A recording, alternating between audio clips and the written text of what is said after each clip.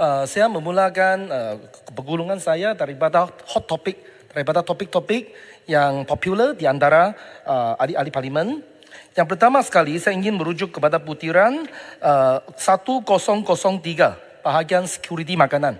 Kerana ramai ahli majlis di sini mempersoalkan apakah penambahan 400 juta ini untuk kegunaan apa. So yang 400 juta ini merupakan program pengukuhan keterjaminan makanan.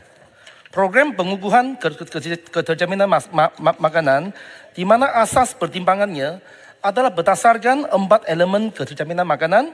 Malaysia masih perlu memberi tumpuan kepada ketersediaan, kemampanan dan penggunaan makanan untuk mengukuhkan keterjaminan makanan secara holistik.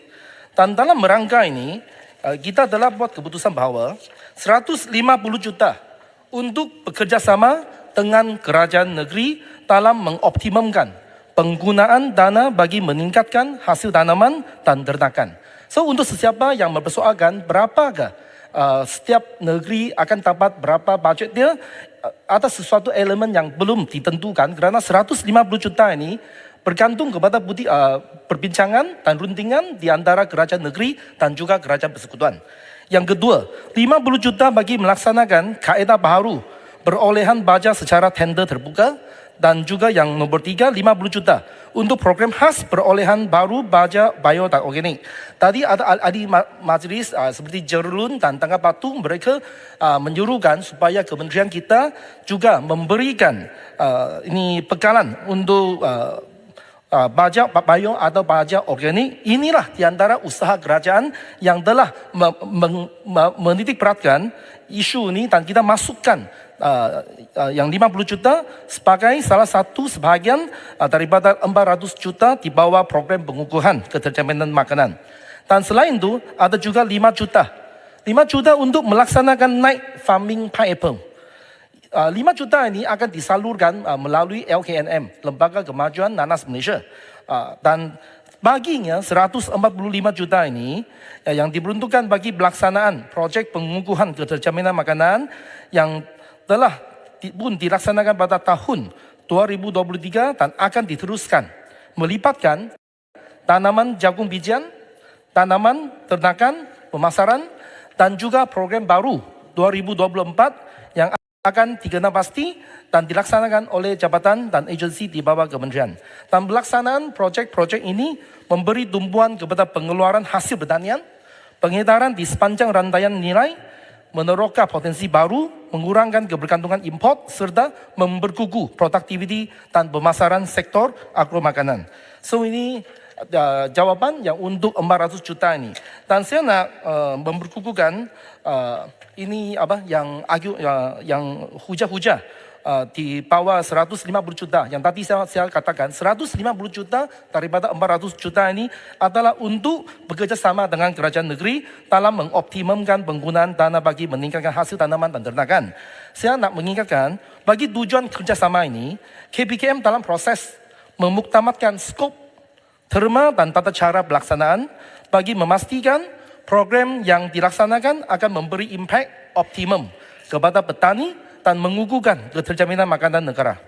Dan antara fokus utama program ini adalah untuk meningkatkan pengeluaran hasil pertanian, menambah baik pengedaran sepanjang yang rantaian yang nilai ini, meneroka potensi baru dan kesemuanya ini. Dan ini adalah sangat bergantung kepada input daripada kerajaan negeri. Dan untuk makluman Dewan Yang Mulia ini, minggu depan kementerian saya yang diwakili oleh YB Menteri akan mengadakan mesyuarat bersama exco pertanian. Dan harap ada satu yang lebih yang lebih bersifat solid, yang terperinci akan dikeluarkan selepas rundingan bersama dengan exco pertanian yang masing-masing. So ini untuk yang soalan mengenai 1003 bahagian security makanan. Lepas tu ahli parlimen yang pertama membahaskan dalam jawatan kuasa peringkat dalam peringkat jawatan kuasa bajet ini adalah Rasa, dan beliau masih berada di sini. So syabas kepada beliau kerana beliau pertama yang bahas dan sudi tunggu sampai sekarang. Dia mempersoalkan 3 bilion untuk sistem pengairan tersier di Mada. Soalan yang sama juga ditanya oleh ahli-ahli parlimen yang lain. Dan untuk makluman, pada Julai 2023, Perdana Menteri telah bersetuju untuk memberi peruntukan khas untuk menaik taraf sistem pengairan tersier di kawasan Muda Kedah yang melibatkan pelaburan bernilai 3 bilion ringgit Malaysia. Sebagai makluman YB, pelaksanaan projek ini akan dilaksanakan secara kerjasama awam swasta. Justru tidak melibatkan peruntukan oleh kerajaan. Justru kamu tak dapat cari perincian ni dalam buku bajet ni. Dan bagi memastikan kelancaran program yang ini yang khusus di kawasan Muda Kedah, sistem infrastruktur air yang lengkap daripada sumber air hingga ke penyaluran air ke tengah bentang, terutamanya pembangunan sistem tersier yang tersusun diperlukan untuk mengairi kawasan penanaman yang terlibat. Pembangunan infrastruktur di kawasan Mata yang dicadangkan ini melipat pembangunan 100 blok pengairan dengan jumlah sebanyak 3 bilion ringgit Malaysia yang dilaksanakan di bawah projek pemacu pertanian melalui kaedah Request for Proposal (RFP) secara kerjasama awam swasta yang diterajui oleh unit kerjasama awam swasta (UKAS). So apabila siap nanti projek ini dijangka akan melengkapkan bagi 60% kemudahan infrastruktur tersier di kawasan Mata. Timbalan Menteri. Okey. Mohon jelas sikit. Terima kasih Tan Sri Pengurusi. Saya menyambut baik bahawa 3 bilion satu dana yang cukup besar tu tidak melibatkan dana kerajaan. Ini satu penjimatan yang saya rasa kita perlu puji kerajaan Malaysia Madani yang kita ada. Cuma saya nak tanya, apabila siap nanti sebab dia melibatkan dana daripada swasta, apakah hak milik projek tersebut? Sebab saya tak mahu nanti kita pula pihak kerajaan ataupun pihak agensi yang terlibat dikekang pula oleh pihak swasta yang mengeluarkan dana tersebut yang menyebabkan kerajaan pula kena ikut terujuk daripada swasta. Mohon penjelasan daripada Timbalan Menteri. Terima kasih. Memandangkan ini masih dalam proses pemuktamatan di peringkat UKAS, so saya tak boleh memberikan sebarang komen yang selanjutnya. Cuma kita akan membawa kekhawatiran YB dalam isu ini kepada pihak UKAS apabila mempertimbangkan skop-skop dan terma rujukan yang terakhir. Dan seterusnya juga untuk membalas kepada soalan yang dibangkitkan oleh Rasa dan juga Kota Melaka kalau saya tak silap untuk isu monopoli bernas. Dan model penswastaan bernas adalah bersifat subsidi silang di mana keuntungan import akan digunakan pakai untuk melaksanakan tugas dan tanggungjawab yang diberikan oleh kerajaan.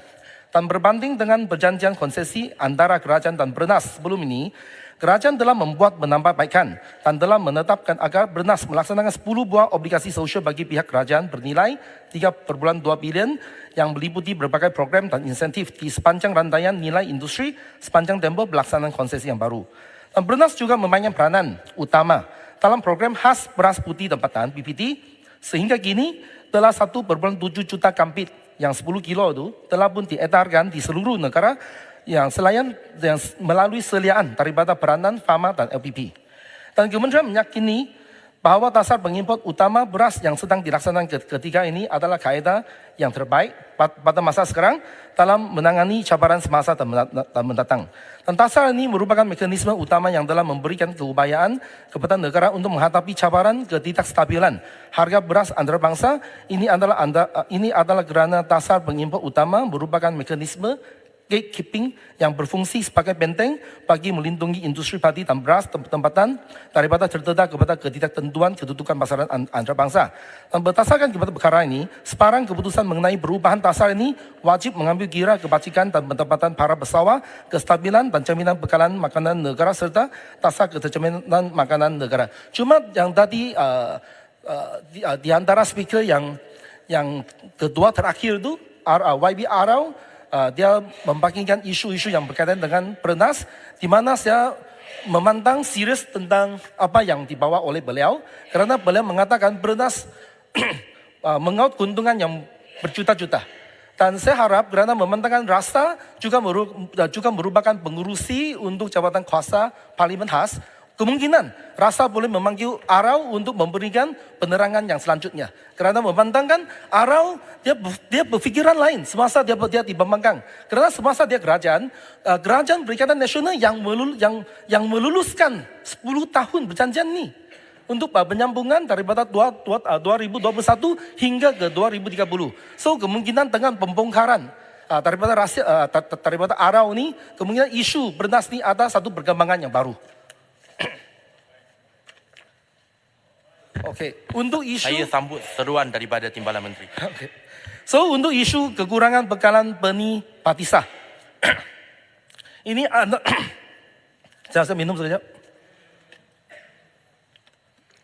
Tuan Menteri saya celah sikit lah. Ambil masa Menteri tak apa. Minum dulu. Tadi Ara cakap dia beras semasa harga rendah kerajaan boleh beli, semasa harga tinggi nak jual. Jadi macam ini boleh stabilkan harga. Saya nak tanya, Ara tak adalah sekarang. Tapi saya nak tanya, adakah ia begitu senang nak beli rendah, jual semasa mahal? Semasa last kali saya dengar bylaw saya ia 90-an, Bank Negara beli forex, rendah beli, naik harga jual. Akibatnya rugi 30 bilion. Jadi adakah cara ini boleh selesaikan ataupun stabilkan harga beras? Itulah saya mengatakan ini perlukan perbincangan yang lebih lanjut lah. So untuk isu kekurangan bekalan benih patisah, keperluan benih patisah PPS semasa adalah sebanyak 72,000 tan metrik atau 3,6 juta kampit 20 kg setahun. Bagi memastikan bekalan PPS mencukupi, Kementerian telah mengambil beberapa langkah seperti berikut. Pertama, memantau dan mengawal ketat proses kelulusan ladang dan makmal terhadap 12 pengeluar benih patisah berdasarkan SOP yang ditetapkan oleh jabatan dan agensi sebelum benih patisah ini dijual kepada pesawat. Dan kedua, sebanyak 420,065 kampit benih telah diluluskan bagi kegunaan di negeri Kedah dan Perlis dengan rekod pengeluaran 89,723 kampit benih pada 18 Oktober lalu dan 151,200 kampit benih pada 26 Oktober dan 179,142 kampit benih pada 3 November 2023. Dan untuk memastikan harga BBS yang dijual adalah berpatutan, KPKM telah mengambil langkah-langkah seperti berikut. Yang pertama, penetapan harga maksimum jualan BPS bagi setiap kampit 20 kg sebanyak RM40 di pintu gudang syarikat pengeluar. Manakala RM45 bagi harga runcit mulai 20 Oktober 2023. Penetapan harga ini dibuat bagi mengelakkan manipulasi harga BPS di lapangan menerusi pembelian tanpa kawalan oleh berbagai pihak. Dan baru-baru ini kita baru ada satu berita di mana kita umumkan ada 20 peruncit yang nak jual BPS benih patisah yang melebihi RM45 itu, kita telah tarik lesen mereka. So ini adalah antara tindakan yang dipersoalkan oleh Arau. Ini tindakan yang tarik lesen. Lepas tu penjualan BPS yang dipakejkan bersama racun khusus bagi varieti padi SCL 220 sebelum ini hendaklah dijual secara berasingan. Harga BPS bagi varieti CL 220 adalah pada harga maksimum RM40 di pintu gudang syarikat pengeluar dan RM45 di peringkat peruncit. Justru surat arahan penjualan benih padi secara terus kepada pertumbuhan belakang kawasan PPK dan petani bertarikh 11 Oktober adalah terpatah. Dan C. Melakukan risikan dan penguatkuasaan secara berterusan bagi memastikan ketetapan harga ini dipatuhi sepenuhnya oleh semua pihak. Dan keempat, menyaran pesawat atau mana-mana pihak berkepentingan membuat aduan secara terus kepada cawangan KBB, projek KBB, yang pejabat KBB negeri atau melalui agensi seperti TOA, MATA atau LPP sekiranya menghadapi masalah berkaitan bekalan dan isu benih. Dan kelima, mengeluarkan lesen runcit melalui kuasa Ketua Pengarah KBB di bawah peruntukan Seksyen 4 Akta Pengawalan Padi Beras 1994 atau Akta 522 kepada PPK dan syarikat untuk mengedarkan BPS terus kepada pesawat. Dan F. Melancarkan Task Force Operasi Benih Patisah Zon Utara bermula 7 November 2023. Tempoh pelaksanaan Task Force Ops BPS ini diadakan selama 2 minggu. bermula 7 November sehingga 21 November dan berkaitan isu beruncit yang menjual benih padi melebihi RM45 seperti mana yang ditetapkan, kerajaan akan mengambil tindakan dengan menarik semula lesen penjualan benih padi sah serta merta seperti yang saya katakan yang tadi itu. Tan Sri, terima kasih kenaan dengan penjelasan berhubung kait dengan soal benih ni. Yang berlaku di bawahnya ialah harga benih kadang-kadang dijual sampai satu kampik RM55. Jadi supaya mudahlah saya nak beritahu kepada petani-petani di kawasan saya, kepada agensi mana yang perlu saya report untuk memastikan tindakan diambil terhadap pembekal ni tadi. Dan yang keduanya pula, kadang-kadang apabila kita tak nak beli dengan harga itu, maka dia tak nak jual. Jadi pesawah yang menjadi mangsa. Minta penjelasan daripada Menteri. Terima kasih Tan Sri. Ya, pesawat yang menghadapi masalah boleh melaporkan kepada cawangan KPP, Kawasan Selia Padi dan Beras tempatan. Terima kasih.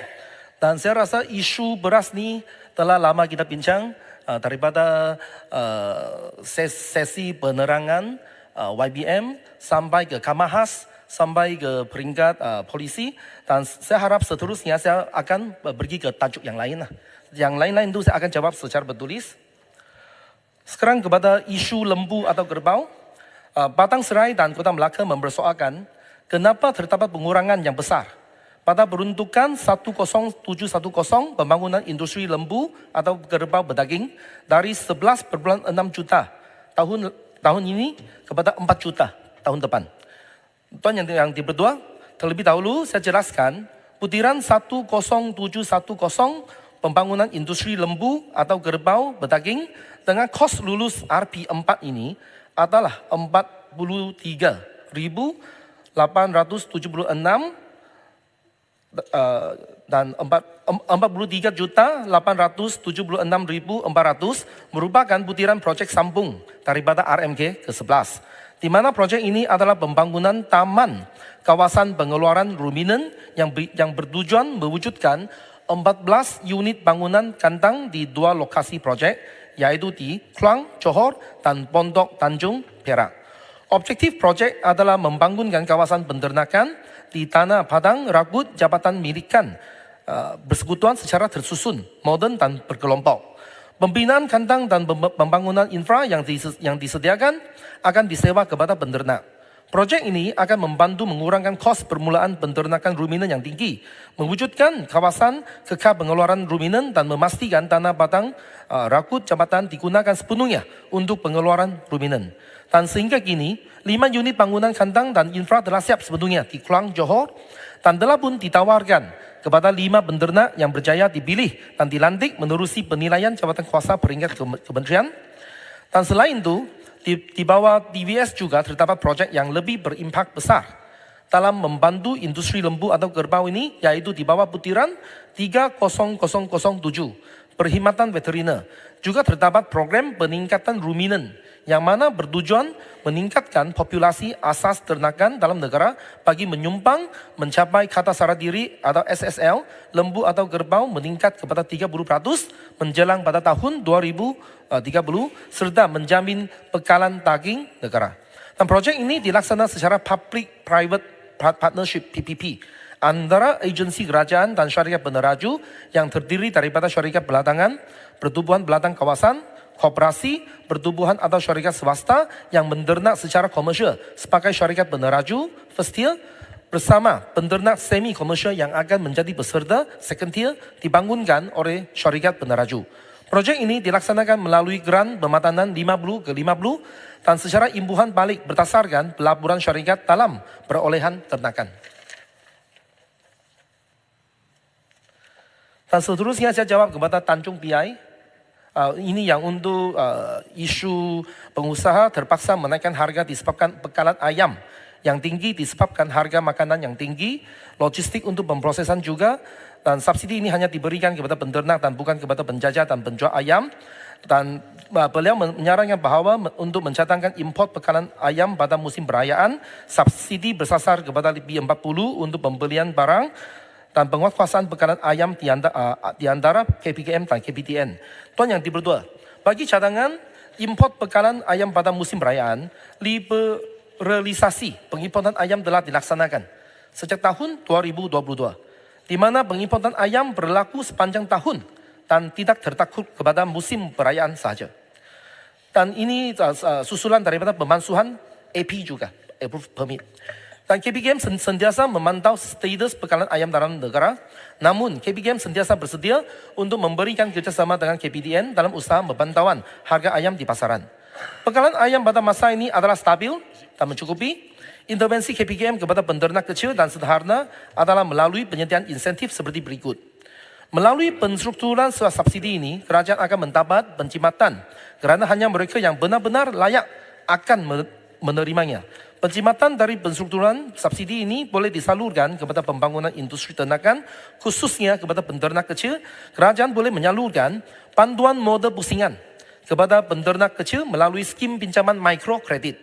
Panduan pinjaman pada kadar faedah minimal dengan had pembiayaan yang wajar. Sebagai contoh, RM50,000 sepusingan kepada penternak kecil untuk membiayai kos operasi bagi berolehan anak ayam dan detak ayam sehingga ayam mencapai umur yang bersesuaian untuk dipasarkan. Dan yang kedua, panduan modal kepada penternak kecil bagi mentransformasi reban ayam terbuka kepada reban ayam tertutup. Sebagai contoh, mengenakan kadar faedah minimal dengan had pembiayaan maksimal sehingga 1,5 juta bagi meningkatkan kapasiti pengeluaran. Usaha ini dapat meningkatkan bilangan penternak berskala sederhana dan besar yang secara tak langsung dapat meningkatkan pengeluaran ayam dan telur dalam pasaran. Dan Kementerian meminta pengusaha juga bersama-sama menjaga kesejahteraan rakyat dan kos sara hidup. Dan hari ini, setelah subsidi ayam diangkat, harga ladang dan runcit ayam telah turun dan begitu besar dari harga siring yang terdahulu. Ada hypermarket sampai menawarkan RM7 berbulan 7,6 untuk 1 kilo untuk ayam standard. Dan saya juga berharap para pengusaha terbuka hati untuk menyemak semula harga-harga produk berasaskan ayam yang memantangkan harga ayam telah menurun. Terima kasih Yang Berhormat Timbalan Menteri. Saya memang minatlah apabila Yang Berhormat sebut tentang ladang, reban secara tertutup. Apa yang menjadi masalah sedarkah pihak kementerian? Oleh kerana ladang-ladang kecil ini telah dimusnahkan. Maksud saya, mereka tidak lagi boleh diberi lesen kerana reban-reban tertutup ni memerlukan modal yang agak besar. Hampir 10 juta. Sebab tu apabila kita menghadapi ketidakcukupan bekalan, antara salah satu faktor kita terlalu bergantung pada ladang besar. Jadi apakah tindakan pihak kementerian sama ada kita nak mengupayakan penternak kita yang secara 30,000, 50,000 ekor. Itu saya rasa salah satu perkara yang perlu dilihat. Kedua, subsidi Yang Berhormat.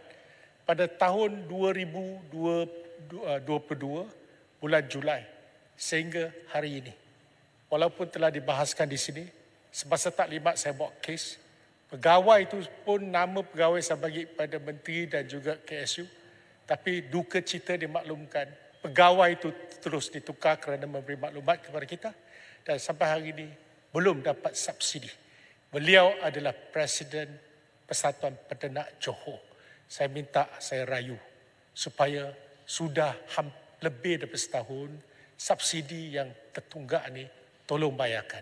Kalau tidak, sekurang-kurangnya beritahu mereka kerana pusingan modal itu sangat penting. Sebab tu saya kata ketidakcukupan bekalan disebabkan mereka tidak dapat pusingan modal. Itu saya minta perhatian Yang Berhormat. Terima kasih. Ya, terima kasih kepada YB Air Hitam. Kalau melibatkan contoh atau case yang spesifik, saya mengalu-alukan YB Air Hitam menghubungi saya sebentar nantilah. Terima kasih. Menteri Yang Berhormat, Menteri dan KSU itu yang bagi talimat saya dah bagi, tapi pegawai itu terus ditukar kerana kononnya dia dah mendedahkan kenapa tak ada peruntukan daripada kementerian. Lepas tu tak ada cerita. Baru-baru ni saya ingat dia nak ucapkan terima kasih pada saya. Tetapi dia kata, YB, sampai sekarang belum dapat. Sudah 16 bulan. Minta tolong. Tengok balik. Tapi baru-baru ni ada kes SPRM. Kerana bagi suapan. Sampai jumlah dia agak besar. Sebab tu saya tengok, saya tak buat andaian apa-apa. Tengok balik. sama ada dia kena jumpa orang baru dapat atau macam mana. Saya rasa perkara perlu diberi perhatian. Saya buat secara elok, saya dah bagi pada menteri, bagi kepada Datuk Badrul yang buat pembentangan. Tapi sampai sekarang, bulan 7 sampai sekarang pun tak ada cerita. Ya, minta tindakan. Terima kasih Datuk. Okey, terima kasih. Dan sekarang saya beralih daripada isu di bawah TVS kepada isu nelayan. Kerana saya lihat YB Bukit Kantang masih duduk sini, so saya kena harus jawab kepada soalan dia. Untuk isu yang dibangkitkan oleh YB Bukit Kantang, suntikan modal dan latihan bagi PNK. Dan juga cadangan setiap persatuan nelayan kawasan mempunyai produk sendiri, yaitu satu PNK, satu produk.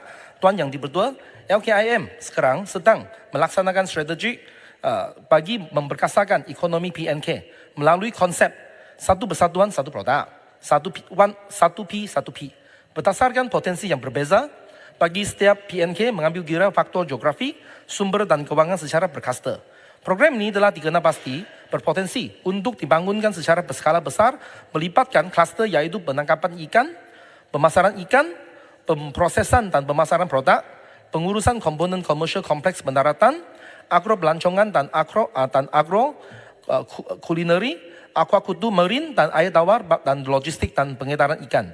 Dan di bawah RMK 12, selain daripada kelulusan peruntukan bagi menyokong pelaksanaan projek-projek tersebut, LKIM turut disediakan peruntukan untuk bimbingan dan latihan kepada persatuan nelayan bagi menguruskan pelaksanaan projek dengan lebih baik dan berkesan. Dan untuk isu berapakah peruntukan untuk menaik taraf bangunan-bangunan LKIM yang juga dibangkitkan oleh YB Bukit Kantang, Kementerian Pertanian dan Keterjaminan Makanan melalui Lembaga Kemajuan Ikan Malaysia LKIM bertanggungjawab dalam mengurus, mengawasi serta memantau pengoperasian bangunan-bangunan aset-aset LKIM seperti kompleks Labuhan Perikanan CCTC, komponen-komponen LKIM lain bagi memastikan ianya beroperasi dengan cekap dan sempurna untuk faedah pengguna khususnya nelayan. Dan dalam RMK ke-12, LKIM telah diluluskan peruntukan untuk menaik taraf bangunan-bangunan LKIM seperti kompleks pelabuhan perikanan, CCTC, pasar nelayan dan lain-lain. Dan kerja-kerja pembaikan tersebut turut dilaksanakan dengan kerjasama Jabatan Teknikal sebagai agensi pelaksana. Dan kementerian akan memastikan bangunan-bangunan dan aset-aset kerajaan ini sentiasa dalam keadaan boleh digunakan dengan selamat dan dalam keadaan boleh digunakan. Pelaksanaan kerja-kerja menaik taraf serta pembaikan ini memerlukan pemeriksaan dan penilaian sama ada secara dalaman LKIM ataupun khidmat teknikal daripada Jabatan Teknikal mengikut arahan perbendaharaan AP 182 bagi penetapan kos sebelum permohonan peruntukan diangkat ke pihak kementerian untuk permohonan peruntukan. Dan satu lagi isu ketirisan minyak bersubsidi, KPKM melalui LKIM sentiasa menjalankan aktiviti pemantauan dan penguatkuasaan bagi menangani ketirisan penyaluran minyak diesel bersubsidi. Dan memang dalam pada itu penambahbaikan juga sedang dilaksanakan. Dalam proses penyaluran subsidi ini kepada nelayan bagi menangani isu ketirisan diesel nelayan adalah seperti berikut. Pertama, memantapkan tata urus korporat dan tata kelola di LKIM, Persatuan Nelayan dan juga Kor Nelayan.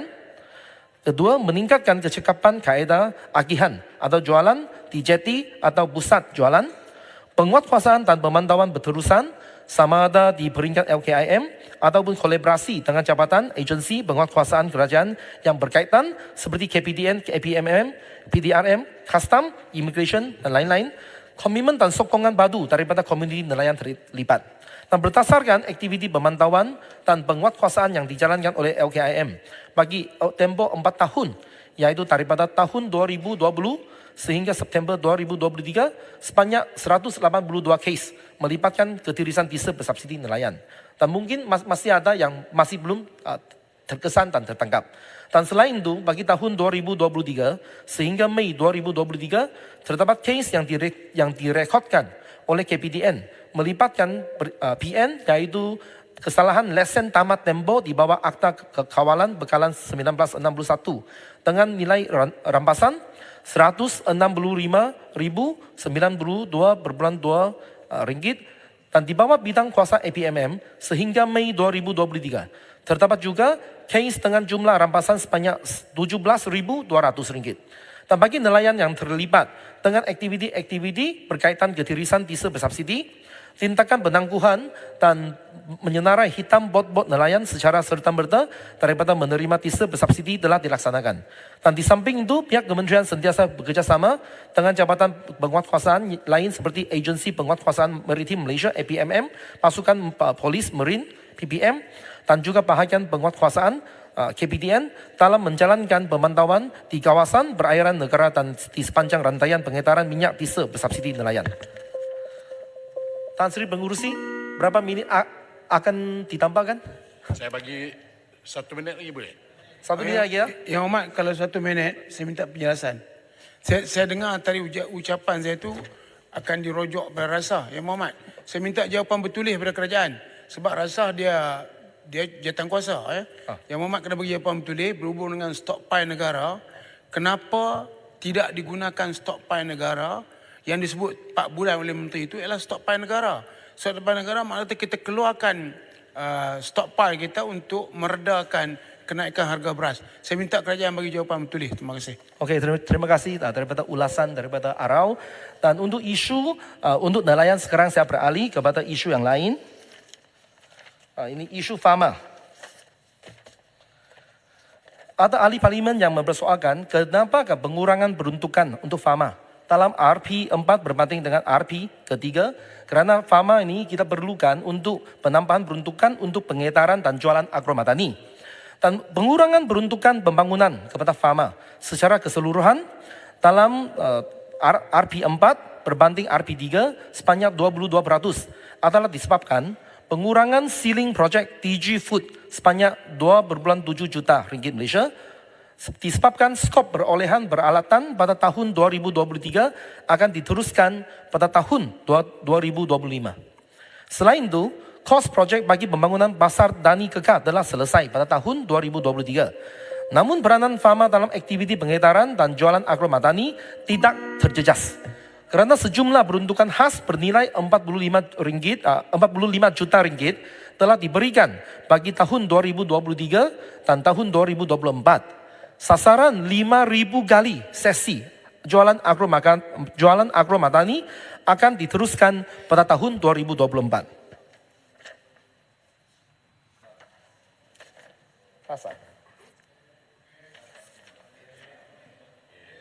Okey, so untuk memenuhi hasrat majoriti ahli parlimen, saya menjawab soalan yang terakhir yang merujuk kepada LPP. Ini soalan yang dibangkit oleh Pasir Putih. Dia merujuk kepada putiran 4003 peruntukan pembangunan di bawah LPP, Lembaga Pertumbuhan Belatang, sebanyak 72,55 juta peruntukan telah diluluskan untuk tahun 2024 dan terdapat peningkatan berbanding tahun ini, tahun 2023. Apakah strategi dan usaha LPP bagi pelaksanaan peruntukan tersebut? LPP sebagai sebuah agensi di bawah KPKM yang sentiasa memperkasakan pertumbuhan belatang dan mengutamakan ahli-ahli beladang telah diberi mandat dan kepercayaan untuk terus membantu negara dalam memastikan industri pertanian terus bergerak ke hadapan. Untuk tahun 2024, LPP telah diberaku dan diluluskan sebanyak 72,5 juta untuk 17 program yang sedia ada. Antara program utama di bawah LPP adalah: pertama, program pemerkasaan rantaian agromakanan bertumbuhan belatang 3 juta, program pembangunan benih padi 10 juta, program pemerkasaan usahawan belatang Rise Up 11 juta, program pemilikan jendera kecil dan sederhana secara keran padanan 11 juta. LPP akan meneruskan usaha dan strategi seperti mana yang telah digariskan dalam fokus strategi RMK ke-12 LPP seperti berikut: memperkukuh pengeluaran agromakanan dan industri makanan melalui penguasaan rantaian nilai dan khidmat sokongan. Kedua, replikasi model perniagaan berjaya, model pertanian moden, model baharu bertumbuhan belatang. Dan ketiga, menyebar luas penggunaan teknologi pertanian serta memperkukuh perkhidmatan mekanisasi dan otomasi. Dan keempat, memperkasa sistem penyampaian pertumbuhan belatang dan pembangunan sosioekonomi ahli belatang dan usahawan belatang. Program-program yang dilaksanakan adalah tetap sama dan tidak berkurangan. Dan kita terus mengukuhkan program keterjaminan makanan di daerah atau negeri melalui peruntukan tambahan di bawah kerjasama strategik bersama negeri yang berjumlah 150 juta. Dan akhir kata, saya ingin menjemput kepada ahli-ahli parlimen terutamanya ahli-ahli parlimen daripada Perak, kerana hujung minggu ini dari hari Jumat ke hari Ahad, KPKM akan menganjurkan program HPPNK, Hari Pelatang Penternak dan Nelayan Kebangsaan, yang berlokasi dekat Ipoh di dataran bulatan Sudan Aslan Shah. Dan Perdana Menteri akan sampai sana dan menyempurnakan majlis ini, dan program ini memang dilaksanakan oleh LPP sebagai peneraju yang utama. So saya ingin menjemput ke semua ahli parlimen, kalau berminat tentang aktiviti pertanian, sila datang ke HPPNK. Sekian. Terima kasih YB. Ada jemputan. Terima kasih. Baik. Terima kasih Menteri. Yang berhormat, masalah ialah bahawa wang sejumlah RM4 bilion 416 juta 168,800 ringgit untuk kepala B21 anggaran perbelanjaan mengurus 2024 jadi sebahagian daripada jadual hendaklah diluluskan. Ahli yang bersetuju kata bersetuju. Yang tidak bersetuju kata tidak. Lebih suara bersetuju. Kepala B21 jadi sebahagian daripada jadual. Masalah ialah bahawa perbelanjaan di bawah kepala P21 anggaran perbelanjaan pembangunan 2024 diluluskan. Ahli yang bersetuju kata bersetuju. Yang tidak bersetuju kata tidak. Lebih suara bersetuju. Perbelanjaan di bawah kepala P21 jadi sebahagian daripada anggaran perbelanjaan. Majlis bersidang semula sebagai majlis mesyuarat.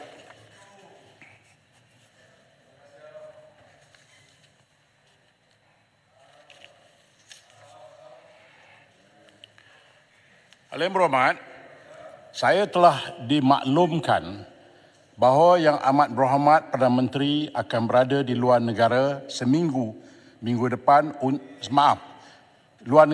hadapan untuk menghadiri mesyuarat Asia Pacific Economic Cooperation APEC di San Francisco, Amerika Syarikat.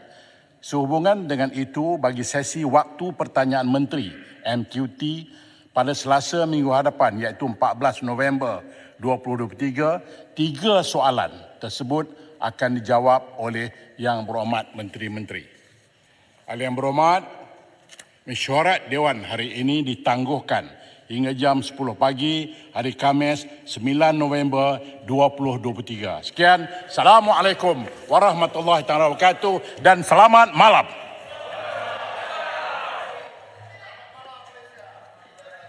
Arau 41 Arau 41.